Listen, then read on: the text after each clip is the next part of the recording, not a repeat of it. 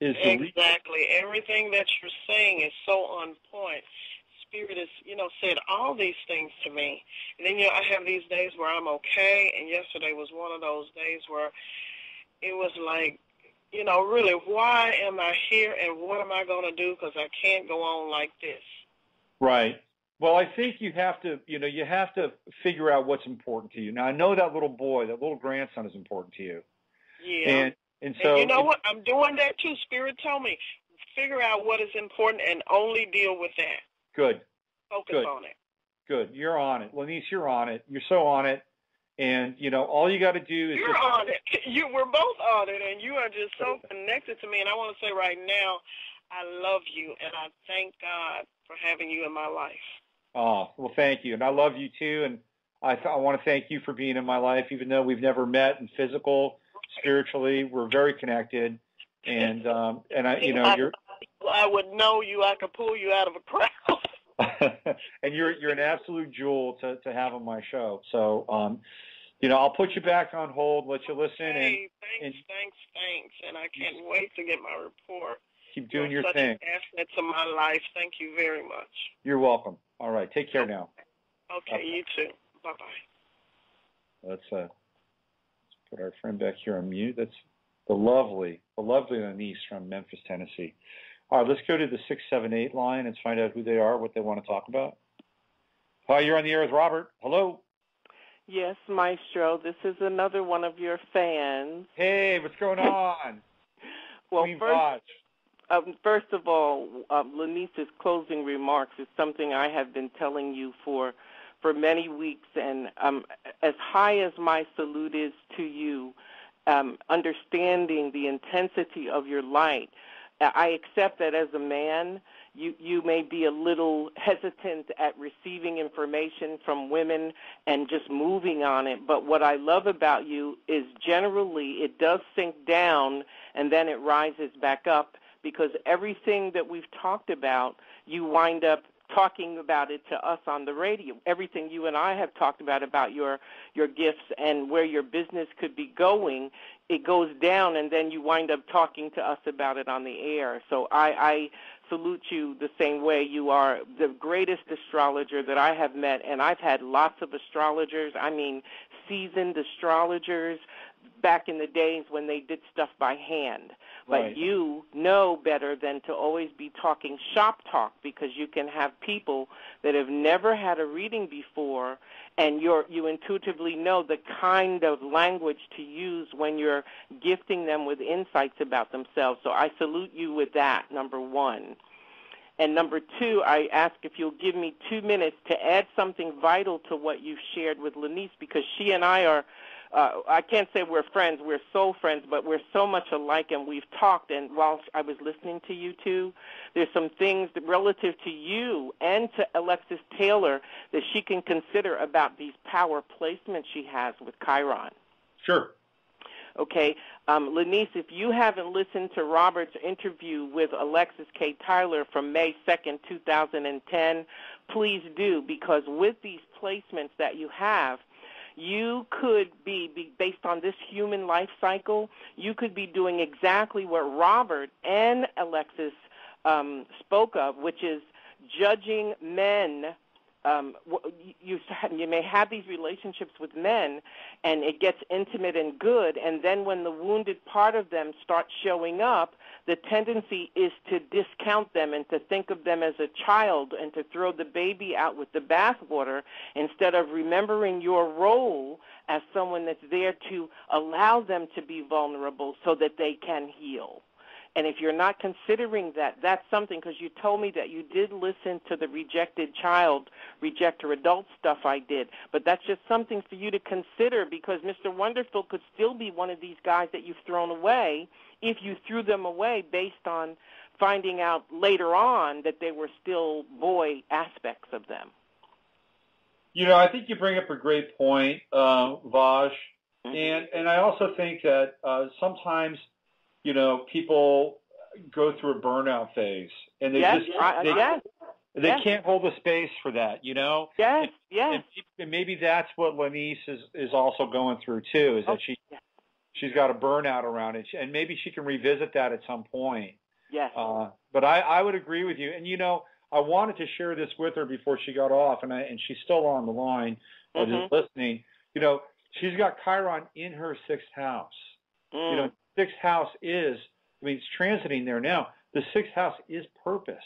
It is purpose. And if you've got Chiron going through there is kind of an ongoing quest to understand why you're here. And in Pisces, it can't get any bigger because it is such an open wound. It's not just your wound with Chiron and Pisces. It's humanity's wound. That's right. It's separation. It is separation. And why? The question would be, why are we here? Why are we meant to suffer? Why are we meant to go through this? Why do we have to go through this? Where is the God that would allow things? And these are the big existential questions with the Chiron, 6th house transit. These are soul questions. Very true. Yeah. Well, back to me. I just want you to look at my chart and intuitively tell me where you're at. These next days till the end of this year are very vital to me. Things are not looking like they're moving forward with this twin flame thing, but again, we're still, it's still about me learning how hard it's going to be for anyone that really believes in this twin flame thing to deal with etheric, mental, and emotional, intense, hot relationships that have no physical continuity, because our humanness absolutely must have something, or else it will drive you crazy. Okay, so you keep in mind that we're in Mercury retrograde. Listen, this has been going on for 7 months now, and it's not even just about being tired because of the loneliness factor, just knowing that my planetary work involves this guy. It's looking at the holiday again. I didn't plan to be by myself again, and knowing that if you have a life, if you have plenty of things to keep you busy in life, you can handle this stuff. But the universe has me focused on this because I must move through all of the nightmares that humanity at large would move through in this abyss between desire and fulfillment, so that no matter who is standing in front of me, I will be able to give them the tools to handle themselves as they move through it, because it's the human part of us that is the problem. You can have great spiritual, etheric, and emotional relationships telepathically, but when there's no physical stuff, that can drive you crazy. When you say physical stuff, can you be more specific? No face-to-face, no conversation, nothing that makes it human, makes it real to the human part of us. So when you say that, are you referring to your twin flame? Is that what you're really referring to? For me in particular, but remember, with this twin flame confirmer role, it is for me to be able to help anyone that's going to move through this abyss too. And if I don't move through, who better than my twin to teach me? First of all, all right, let's start. All right, I'm glad I'm asking these questions. Okay. Let's start there, because I will tell you how I got very heavily into my spiritual path was I met a man.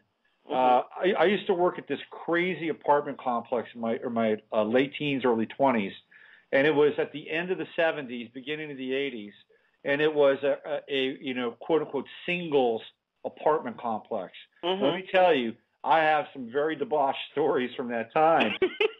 But there was this one guy there who stuck out like a sore thumb. He was an older man. He had no desire to have drinks and screw, and this is what everybody else wanted to do. And he would come over to the rec room where I worked on Sundays, and he would, we'd sit down and we'd watch Leonard Nimoy's In Search Of together. And then he started to give me stuff by Edgar Cayce, Ruth Montgomery. He started, you told me about him. Yeah, I remember. Yeah, okay. Right? So then, eventually, he told me that he knew who his twin flame was. I remember. Okay, now listen, I want you to hear this now, because I think it's important. Okay. He told me that he did not have to be with his twin flame.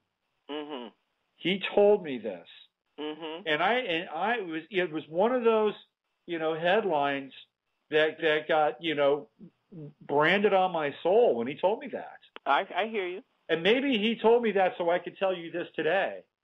Well, hold on. Let me finish. Let me finish.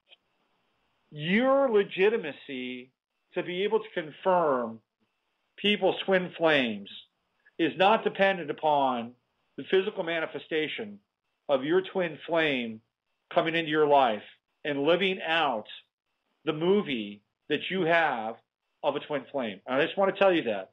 Because I understand that. Yeah, so I personally, Vash, I take myself off the hook for saying, hey, because look, you look at any spiritual teacher's life, right? Mm-hmm. They're imperfect.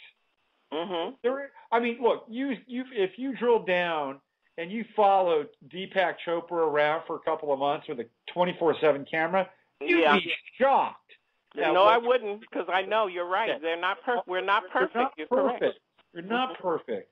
So we can take ourselves, but that doesn't give us license to take advantage of people. That's correct. But at the same time, we have to understand that. Now, you could be, look, I'm really great at helping people with their lives. I know that. Mm-hmm. My own life, look, it's a work in progress.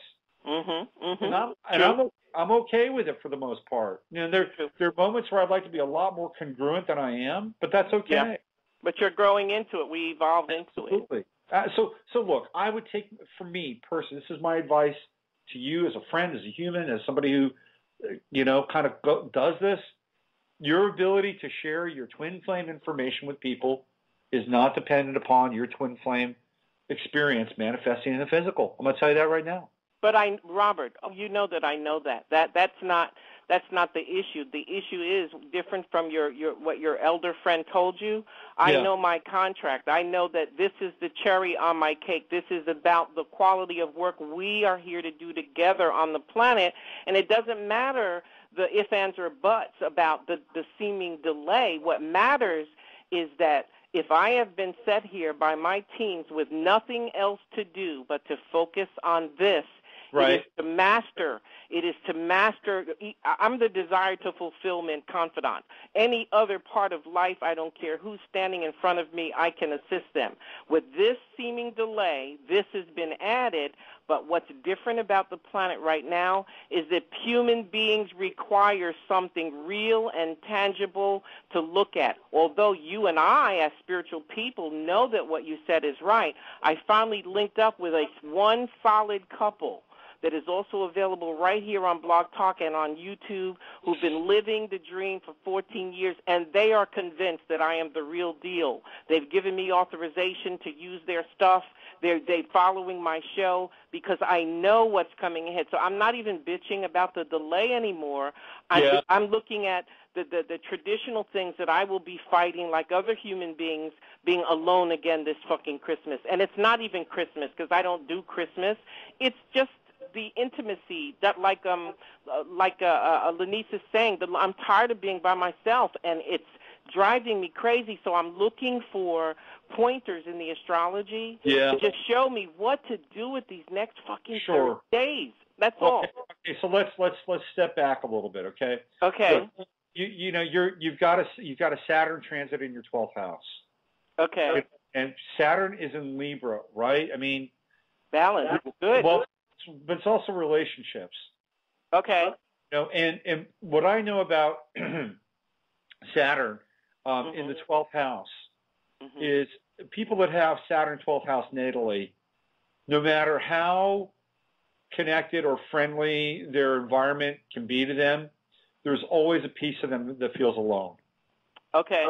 That is no matter what sign it is, Saturn in the 12th house is there because it is their mission in this lifetime to transcend loneliness. And how do they do that? Well, they have to go through the 12th house, and they have to take time out, and they have to really connect with their soul and to know that they are part of a greater piece of a greater whole. And then they bring that back into their lives. That is the only way that people with Saturn in the 12th house will ever be fulfilled in this lifetime,